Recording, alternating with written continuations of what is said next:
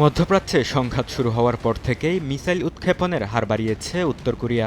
ফেব্রুয়ারির শেষ থেকে এখন পর্যন্ত 5বার ক্ষেপণাস্ত্র পরীক্ষা চালিয়েছে দেশটি, যার মধ্যে এপ্রিলে চালানো হয় অন্তত 4টি পরীক্ষা, যা 2024 সালের জানুয়ারির পর থেকে সর্বোচ্চ।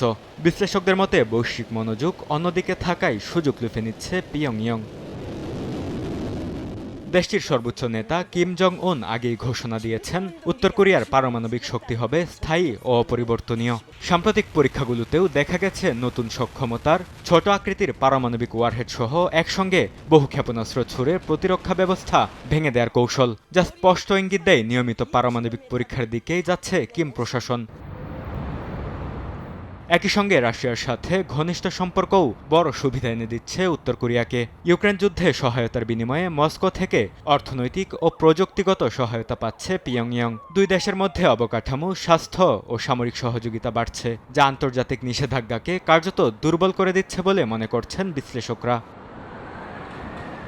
তবে কৌশলগতভাবে যুক্তরাষ্ট্র ও দক্ষিণ কোরিয়াকেও আলাদা বার্তা দিচ্ছে পিয়ংইয়ং। ইরান থেকে ভিন্ন ও শক্তিশালী প্রতিরোধ ব্যবস্থার ইঙ্গিত দিচ্ছে কিম প্রশাসন।